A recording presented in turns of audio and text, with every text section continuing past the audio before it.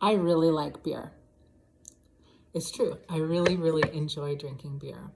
But what I like better than beer is the feeling of freedom that I have, knowing that I don't have to drink beer. And not only that, that I'm not going to be drinking beer for the future. That is alcoholic beer. I do drink non-alcoholic beer, which I really enjoy. But I really do get enthusiastic about it. I've not been drinking beer for 18 months now. And as if you know me at all, you know that whatever I get into, I get really enthusiastic about it because that's me. Because that's me. And what I've found, what I've discovered is I just have so much more energy. I feel better physically. And more than anything, I feel better mentally and emotionally, knowing that I am not going to be doing that anymore. And I'm not doing it to myself, and I'm not in habits that don't feel good to me and aren't in alignment with the way that I want to be in the world. So over the next few weeks, I'm going to be kind of preparing for this series that I have coming up. I'll tell you about that at the end. So in doing so, I want to just tell you about what some of the tools are that we're going to be exploring. And today I want to give you the first of 3 tips. And so the first tip that I have for that is to find or connect with friends who don't drink. I love my friends who drink, and they're great. And I needed some examples of how it is to be in the world not choosing to not drink. And not only are we finding people who aren't drinking, but like that these people are like high frequency, high vibration people who serve as a good example in terms of how they connect to themselves, connect to other people, process emotion in difficult situations, bring positivity into the world and make the world a better place. We can orient to those folks who are also not drinking as role models, as an example of ways to be in the world, particularly, in situations when it's hard to not drink. So that's the main tip.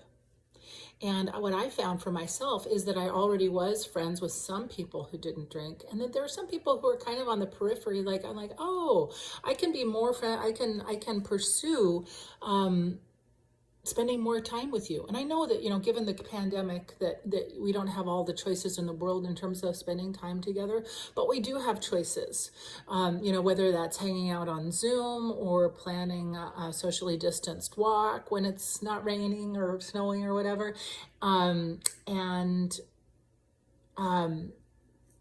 Or having a coffee or a tea or a lunch outside. There are ways that we can safely connect with others.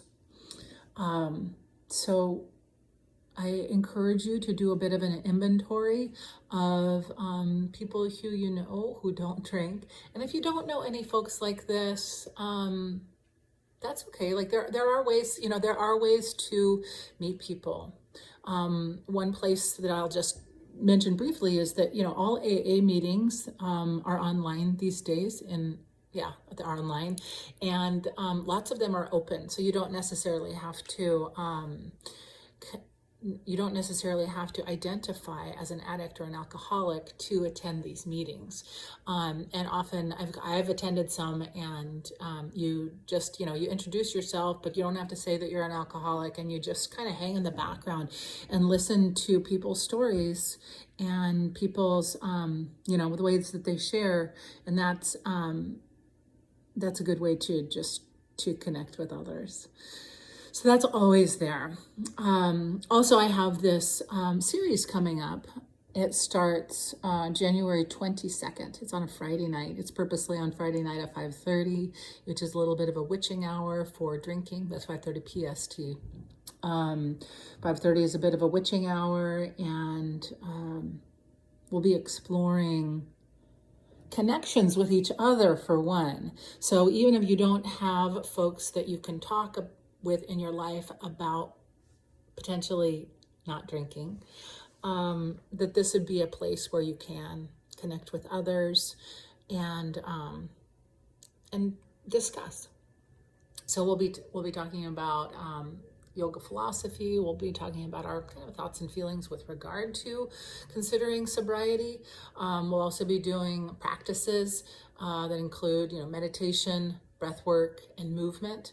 And the reason why I did it as an 8-week series is so that there is a chance to connect with each other and to make some bonds, to make some friendships of sorts, and to have the accountability in a non-judgmental environment to explore making changes that are ultimately going to feel good. So that's my tip. That's my info. I'll be back again soon to talk about the next 2 tips. Otherwise, if you want information about the series itself, it's in the link tree in my bio. Otherwise, you're welcome to direct message me. And I hope you're well. I'm wishing you peace over these next days and weeks. And that's all. Thanks for listening.